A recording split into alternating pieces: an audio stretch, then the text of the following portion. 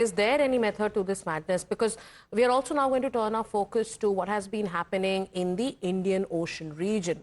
The US-Israel war on Iran has triggered turbulence in the Indian Ocean region because an American submarine torpedoed and sank the Iranian ship off the southern coast of Sri Lanka, killing over 85 people. This was the first sinking of an enemy ship by a torpedo by the United States since the World War II.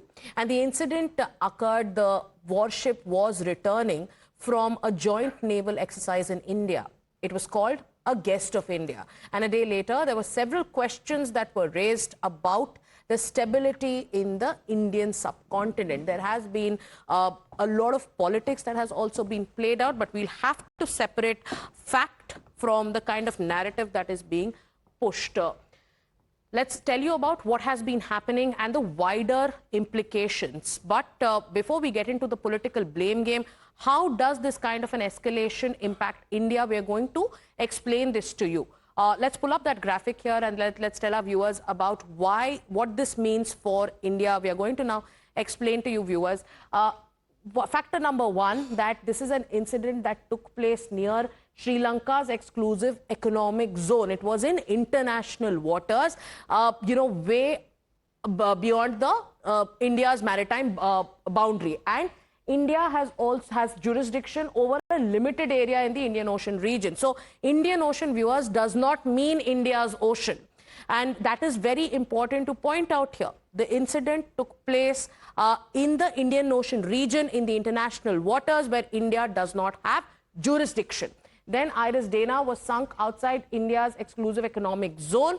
And another factor that has to be highlighted here is that the exclusive economic zone extends about 370 kilometers from India's coastline.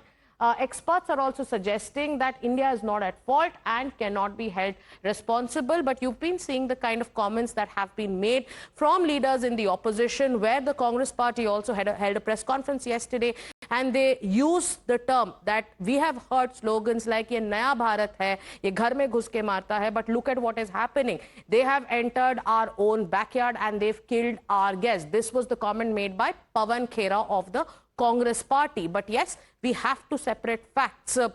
Let's tell you more about why you cannot blame India, and what can be argued is the fact that US definitely ignored India's sensitivities. Why are we saying this? Let's also explain that.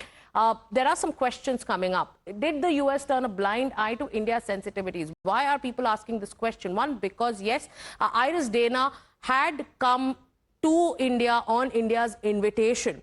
Yes, it definitely left India on the 25th of February, but did United States knew of all this? And are all of Iran's military a threat to Donald Trump? These are some questions that are being asked. Is Donald Trump abiding by US Constitution, or is he constantly violating it? Could the US also use this kind of a pact, that is the Lemoa Pact, to drag India into the war? Was Iranian warship posing a threat to Washington, the warship that was targeted? And are Washington and Israel's actions legal? These are a lot of questions that are also being asked.